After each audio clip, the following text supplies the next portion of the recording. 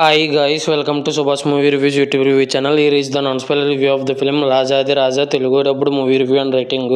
అప్పుడు ఎప్పుడో థియేటర్స్లో వచ్చి ఇప్పుడు ప్రైమ్ వీడియోస్ అన్నెస్ట్ రెండిట్లోనూ 2 hours 12 minutes రన్ టైంతో స్ట్రీమ్ అవుతుంది. ఇంక చూసిన తర్వాత నాకు ఎలా అనిపించిందని విషయంలోకి వెళ్ళేలోపు ఆల్రెడీ ఇరుమూడి, ఇన్సిడియస్, పిఆర్ ప్రేమ కాదళ్ళు, సంజీవు ఇంకా చాలా రివ్యూస్ ఇచ్చింది. చెక్ చేయండి. నా కంటెంట్ చూడండి. నా కంటెంట్ నచ్చితే లైక్, షేర్, సబ్స్క్రైబ్ చేసి పక్కన ఉన్న గంట సింబల్ క్లిక్ చేసి నా ఛానల్ సపోర్ట్ చేయగలరు.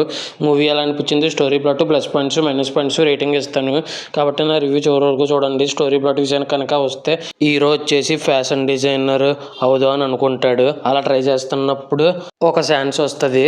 ఆ డ్రెస్ అనేది ఒక మోడలింగ్గా అనిపించి ఒక అందమైన అమ్మాయి చేత చేయించాలి అని హీరోకి టాస్క్ వస్తుంది. అలాగా ఒక తల్లిని కూతుర్ని కలుస్తారు. వింత వింతగా అచ్చ తెలుగులో మాట్లాడుతూ వేరే రాజ్యం నుంచి వచ్చానని అంటారు.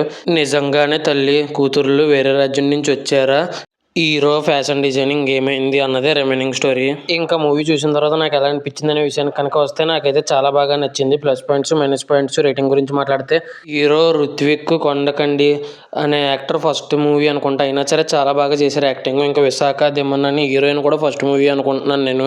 ఈవిడ కూడా చాలా బాగా చేశారు. ఇంకా జబర్దస్త్లో ఉండే రోహిణి గారు మంచి కామెడీ రోల్తో చాలా బాగా మెప్పించారు అనిపించింది. ఇంకా సాయి కుమార్ గారు కూడా సెకండ్ హాఫ్లో ఆయనకి ఇచ్చిన రోల్ బాగా మెప్పించారు. ఇంకా నరేష్ గారు ఏమో హీరో ఫాదర్ కింద చాలా అంటే చాలా బాగా చేసి నవ్వులు పూయించారు. ఇంకా తర్వాత మ్యూజిక్ డైరెక్టర్ మార్క్ కే రోబిన్ గారి మ్యూజిక్ చాలా బాగుంది. సాంగ్స్ మాత్రం తెలుగులో నచ్చలేదు నాకు. ఇంకా డైరెక్టర్ అనిల్ బోయిడపు డైరెక్షన్ చాలా అంటే చాలా బాగుంది. ఇతని డైరెక్షన్.